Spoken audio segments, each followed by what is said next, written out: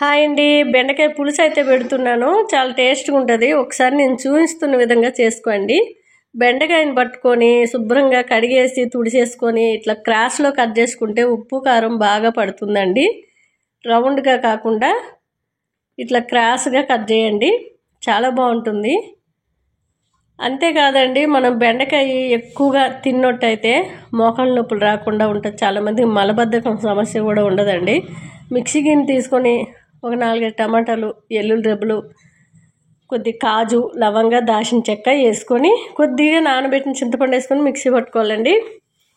చాలా టేస్ట్గా ఉంటుంది. గ్రేవీ కాస్త చిక్కగా ఉంటే బాగుంటుంది. లేదు చిక్కగా మీకు నచ్చకపోతే ఒకటి చింతపండుతో కూడా చేయొచ్చు. వారంలో 2-3 సార్లు బెండకాయ తిన్నట్టయితే మోకాళ్ళ నొప్పులు రాకుండా ఉంటుంది.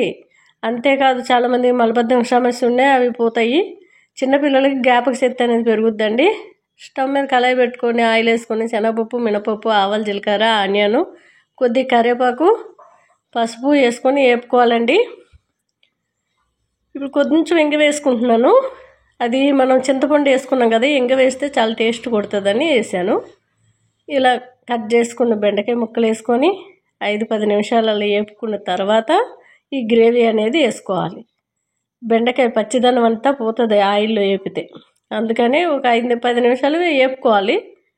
లేదంటే ఫస్టే ఆయిల్లో వేపు సైడ్కి తీసి కూడా వేసుకోవచ్చు. ఆ రుబ్బుకున్న గ్రేవీ వేసేసి మీరు ఎంత కారం తింటే అంత కారం వేసుకోండి, సాల్ట్ వేసుకోండి. నేను రాళ్ళుప్పు వేసుకున్నాను. ఆరోగ్యానికి సాల్ట్ కంటే రాళ్ళుప్పు మంచిదండి. ఎక్కువ శాతం రాళ్ళుప్పు వాడండి. 2 గ్లాసుల వరకు వాటర్ వేసాను. ఇక బాగా మసిలే వరకు ఐలో పెట్టాను స్టవ్, తర్వాత సిమ్లో పెట్టి ఉడికించుకోండి. చాలా టేస్ట్ ఉంటుంది. ఒకసారి ట్రై చేయండి. బెండకాయ ముక్కలు ఉడికిపోయాయి. లాస్ట్లో ధనియాల పౌడర్ వేసుకున్నాను. కొత్తిమీర, పుదీనా వేసుకుంటే మంచి టేస్ట్ అయితే ఉంటుంది. ఒకసారి ఇలా ట్రై చేయండి. ఏది వండుకున్నా సరే అల్యూమినియం దాంట్లో ఎక్కువసేపు ఉంచకండి. తీసేసుకొని స్టీల్ గిన్నెలో కానీ గ్లాస్ పాత్రలో కానీ వేసుకుంటే మనకి ఆరోగ్యానికి చాలా మంచిది. లేదంటే అల్యూమినియం అయినా ఈ నాన్ స్టిక్ కూడా అల్యూమినియంతోనే తయారవుతాయి. లోపల కోటింగే అవి పెచ్చులు ఊడిపోవడం. లేదంటే అల్యూమినియం అయితే మామూలుగా మనం 2-3 గంటల ఉంచిన కాయలు వచ్చేస్తాయి. ఆ ఉప్పుకి, ఆ పులుపుకి. అదే ఆరోగ్యానికి మంచిది కాదు. ఈ మట్టి పాత్రలు స్టీలే బెస్ట్ అండి అన్నిటికన్నా. స్టీల్ దాంట్లో కొన్నిసార్లు వండితే మాడిపోద్దాను, కానీ స్టీల్ బెస్ట్. మా మనవరాలకు పెట్టాను, చాలా టేస్ట్ ఉందని తింటుంది.